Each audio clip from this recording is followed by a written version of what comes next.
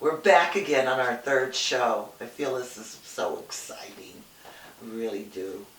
So, we're going to talk more, of course, the next step in anxiety and panic, but I want to go back to when I was telling you to keep a journal of what, when things happen with your anxiety and panic, time of day, who you were talking to, or where were you. And don't forget, it could be a scent, a smell, can send you off. It could be a song that comes on the radio, could be anything. But I was talking to a dear friend of mine, and she's here in the background today, Gloria, and she had reminded me about when you have a dream. And I did ask Gloria, I said, I don't remember my dreams. So Gloria, you told me to talk to my higher self, correct? Correct. The higher self is the mind. Okay. So how do I talk to my higher self? At night, when you're just about ready to go to sleep, talk to your mind and just say all the most wonderful adjectives about the mind. Mind, you have an expressive way of seeing things. You're intelligent, you're gracious, you're wonderful. Use whatever the adjectives that you want to use. So you're telling your mind that it's wonderful. That it's wonderful, yes. It's listening to you. Okay, so if your mind is listening to you and you're telling it it's wonderful and you really love your mind. And it's going to tell you the things that you most need to know about whatever the situation is that you're going through. So how does that make you remember your dream? Tell your mind that you want to remember your dreams. Okay. Because everybody dreams at night, they just forget. All right. So you want to carry, you want to have a notebook and a pen next to your desk. A dream journal. A dream journal. All right. And you could have it along with your journal that you were talking with, which was a great idea, by the way. Oh, thank you. And so you want to put the date on it that you're dreaming. All right. And even before you wake up, even before you open up your eyes, it's you could be reaching over for this journal. Okay. And just start writing down whatever you can gather from the night before. Okay. Or from your dreams. Write it down, all the details that you can, just write them down. All right. But I've got that at night, when you are talking to your mind, and that you're telling it all these wonderful things about it, Okay. you're wanting to command it. It wants to do what you're asking of it. All right. So you say out loud, I command you. I compel you. I compel you, command you. I direct you. I instruct you. Okay. And I code you. All right. So that the old information that I can't remember dreams, that's the old you. So tell your mind, that's the old me. That's no longer who I am. I want to remember my dreams. Okay. And then you say it again a little bit stronger. I command you, I compel you, I direct you, I instruct you, I code you, that you will be telling me all in my dreams that I need to know, the information I need to know. And that's very, very true, because your subconscious does come out in your dreams. Absolutely. It comes out in your dreams, so whatever anger or fear or what is upsetting you, what Gloria described, if you train your mind, and you're going to have to do it a few times, it's not going to happen the first time, but train your mind to be able to do that. Because you know what? If you're suffering from all of this, you need to kind of change your old ways, as I cannot stress enough. You really do. And so this is another start of it. Luckily, I have Gloria here in the studio today. giving me that idea that I totally forgot about, truthfully. So you're going to keep a day journal, a dream journal, and you're going to command your mind to help you remember some of your dreams. Now, as we go forward in this, as I said to you before, I can only give you an example of my life. Again, I'm not a therapist and I'm not a doctor. But when my anxiety hit, I had just lost a dear friend of mine who had passed away from AIDS. And we were very close, and I took care of him for like 13 years. He was gay. His partner and I were friends first. But I was more the one he came to.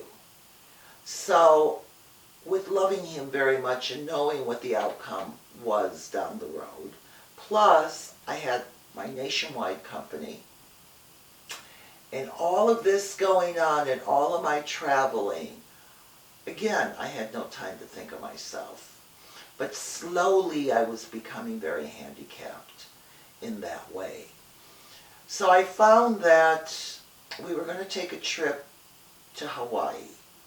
Now my father lived there in Hawaii, and my mother always came with me to Hawaii. I couldn't afford the trips with my mother, but I did take her on 7 trips to be with the only man she ever loved. This trip in particular, I needed to go and have closure. That was what was in my mind. My friend James, before he passed away, he wanted me to have closure. He wanted to be there with me when it happened. When I arrived to Hawaii, I did not tell my mother. It was a tough flight for me because of my fear of flying. We got there, we rented a house, called my father and said, "I'm here." Well, he didn't want to see me. And he said, "Well, I'm very disappointed in you. You amounted to nothing, and I don't want to see you." Okay, now you're dealing with anxiety and fear.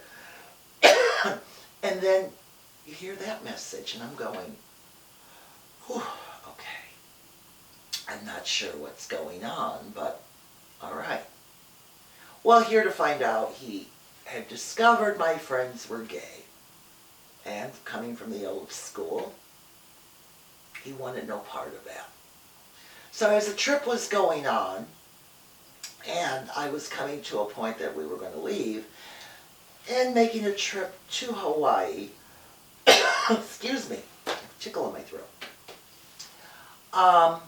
My friend said, "You've got to go. You've got to go and have closure." So we drove to my father's house. He opened the door a crack.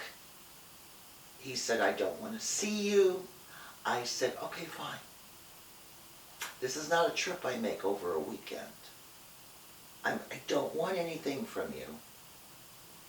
And he slammed the door in my face. My friend sat in the car watching all this. And when I got into the car, he apologized. He said, "I am so sorry, Toni." So was there anger in that? Oh, you bet. Did I push it down? Oh, yes, I did. But we continued on. We flew back to New York. So as my friend was going through his health problems, and I'm trying to run my company, and I'm dealing with all of this anxiety and panic, I didn't want to take medication. Like I mentioned, my mother would take a magic pill and hope for it to work. I wanted to work on it myself. I read everything there was. I would go into the kitchen to chop up something that night to eat for dinner, and I was afraid I would chop my finger off. My self-esteem was so low. I had no idea. And I had to put the knife down because I was afraid what I was going to do with it. Here to find out, even like a year ago with my niece coming to visit me, and she has a problem with this as well. She was standing in my kitchen and she did the same thing. "I can't cut this carrot, I'm going to chop my finger off." And I got a flood of memories. So it's the self-esteem. Either it's other people who are really beating you up, you're listening to other people, you can't do that.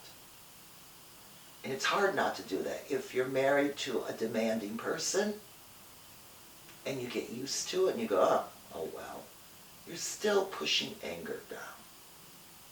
Or if you're at your office and you're really, really trying to make a presentation and you're going through stress and you want somebody to say to you, it's going to be fine. You're going to be okay. That's what you need. And sometimes you don't get that. I said one time to a friend of mine, I said, I'm really sad. I really, really feel bad. And his comment to me was, well, Toni, you've always been strong. So we don't expect you to feel bad. So that was what I've been putting out there my whole life. I can handle it. Everything's fine. So think about what you're doing. Think about how you're handling different situations. Maybe it's your children. Maybe your children are in their teens and giving you a rough time. And you're angry, but you don't want to yell at them. Look at different situations. Or perhaps your husband has stepchildren. Or he has children. They're your stepchildren. And they don't like you. What are you going to do about it? You can't do a thing about it. Just let them be who they are, and you continue on being the wonderful person you are. And that is the way you save yourself.